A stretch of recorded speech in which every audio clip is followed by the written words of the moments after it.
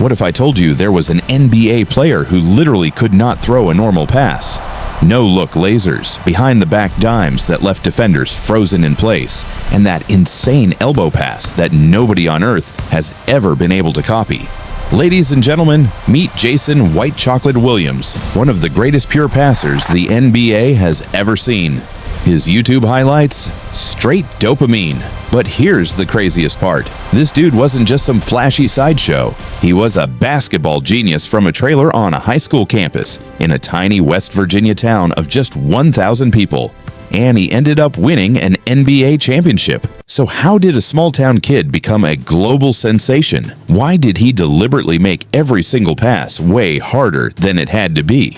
And how did that same wild style carry him all the way to the 2006 NBA title? Buckle up, America. This is the full White Chocolate story. Picture this. DuPont High School in Belle, West Virginia. Population barely over 1,000. Their star point guard, Jason Williams. Their star wide receiver on the football field, future Hall of Famer Randy Moss. These two grew up balling together on the court in the gridiron. Jason's dad was a state trooper with keys to the gym, so while other kids were out chasing trouble, teenage J. Will was locked inside for hours inventing moves nobody had ever seen. Fast forward to the AAA National High School Championship game against Martinsburg. DuPont is just 32 minutes away from a national title. Jason's dropping behind-the-back dimes, quarterbacking full-court passes, and pouring in buckets. He finishes with 26 points, but they fall just short. College scouts are drooling. Providence offers him a scholarship, but the head coach who recruited him leaves for Clemson, and the new coach brings in his own guy, a guard named Sham God Wells. Jason sees he's about to ride the bench, so he bounces. Next stop, Fork Union Military Academy. But one assistant coach who had begged his boss to sign this kid from Belle just got hired as head coach at Marshall University, a guy named Billy Donovan. Donovan didn't see a showboat. He saw a basketball savant. Jason sits out the full 1994-95 season because of NCAA rules. Instead of sulking, he trains like a maniac with Donovan, wrist weights on for hours doing ball handling and passing drills. 1995-96, Marshall goes 17-11. Jason is balling. Then Billy Donovan gets the Florida Gators job. Jason follows him to Gainesville. Problem? J. Will hated school, late to class, skipping entirely. Donovan punishes him with brutal early morning workouts. Jason's response? Those early sessions gave me an edge over everybody else. By 1997-98, he's averaging 17.1 points, 6.7 assists, and 2.7 steals a game. His passes are so ridiculous, NBA scouts are already circling. Then disaster strikes, caught smoking weed twice. Donovan has no choice. Jason is kicked out of Florida. Most kids would have been finished, but Jason looks at it like baseball. I've already had 2 strikes, 1 more, and my career's over. December 17th, 1997. Orlando Magic forward Nick Anderson is sitting in the stands watching Florida State beat Florida. He doesn't know much about college ball, but he cannot believe what number 55 is doing. Nick calls his agent that same night. Sign this kid, now. Jason gets invited to the Magic's off-season workouts against real NBA players. Scouts who only saw him in college are blown away. Suddenly, he's one of the league's best-kept secrets. 1998 NBA Draft. Sacramento Kings on the clock at pick number 7. David Stern steps to the podium with the 7th pick. The Sacramento Kings select Jason Williams from the University of Florida. Doubters were loud. He's just a sideshow. New head coach Rick Adelman pulls Jason aside before Game 1 and says something that changes everything. If you throw a behind-the-back pass and it goes out of bounds, don't worry about it. Next time, try it with your left hand. That trust was everything. Debut game. 21 points, 3 assists, 5 steals. The Kings had found their point guard of the future. Every single pass was spectacular. Jason's philosophy. I'd rather have 15 assists than 60 points. As long as C-Webb, Vlade, and Corliss are happy, I'm happy. Teammates got whiplash at first. Vlade Divac once got hit in the head with a pass and said, "It was like Magic Johnson." But I actually played with Magic. Jason just laughed. How you gonna compare me to Magic when you played with him?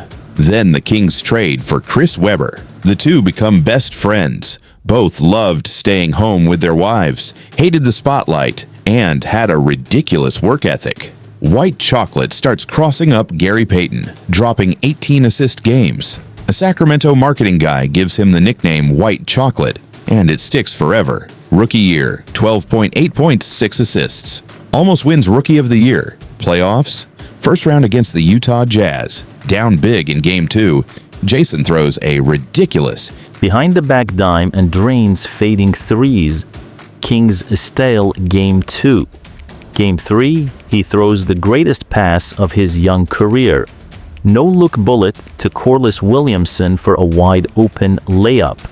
The crowd loses their minds. They push the two-time Western Conference champs to the brink before John Stockton exposes the turnovers and the Jazz pull away. But Jason makes a vow. I'm fixing that weakness. All-Star Weekend, rookie sophomore game, Jason throws the behind-the-back elbow pass. The entire arena explodes. Larry Bird says he's one of the best passers he's ever seen. Jason stays humble. Still got a long way to go. 2000 to 2001 season. Turnovers drop hard. Kings win 55 games. Jason's jersey becomes the #1 selling jersey in the entire NBA. They finally get past the first round, only to get swept by the Shaq-Kobe Lakers in the Western Conference Finals. Management panics and trades White Chocolate to the Memphis Grizzlies for Mike Bibby. Jason's classy response? They got better when they got rid of me, I know that. In Memphis, he drops a career-high 38 points and 11 assists in one game. Team is still terrible until Jerry West, another West Virginia legend, takes over as president. He hires 69-year-old Hubie Brown, who brings fire, accountability, and zero tolerance for nonsense. Jason loves it. 2003 to 2004, Grizzlies win 50 games. First playoff berth in franchise history. Then in the 2005 offseason, the largest trade in NBA history sends Jason Williams and James Posey to the Miami Heat to join Shaq and Dwyane Wade. Early struggles. Stan Van Gundy can't handle the egos. Pat Riley takes over mid-season. Riley sits Jason down. Your only job is to distribute. Save the White Chocolate for wide open, fast breaks. Jason buys in 100%. Heat make the finals against the Dallas Mavericks, down 0-2. Riley brings in newspaper clippings saying the Heat are finished and writes June 20th on the board, the day they're winning the championship. Game 3, down 13 in the fourth. Heat erase it. Game 6 in Dallas, Jason drops 7 huge assists and helps close it out. Miami Heat are 2006 NBA champions. Jason on the floor celebrating. Miss Riley walks up, puts her arm around him and whispers, "Don't think I forgot about that left nut." They couldn't repeat. Riley trades Shaq. Heat miss the playoffs. Jason bounces to the Clippers, then back to Orlando, where he mentors Dwight Howard and makes one last Eastern Conference Finals run. In 2011, after 12 legendary seasons, White Chocolate retires. Jason Williams wasn't flashy just for the sake of it. He made the hardest passes because they were often the smartest passes, using angles, deception, and timing that defenses never expected. He turned basketball into art. So here's the big question for you, America. Does Jason White Chocolate Williams deserve a spot in the top 10 point guards of all time?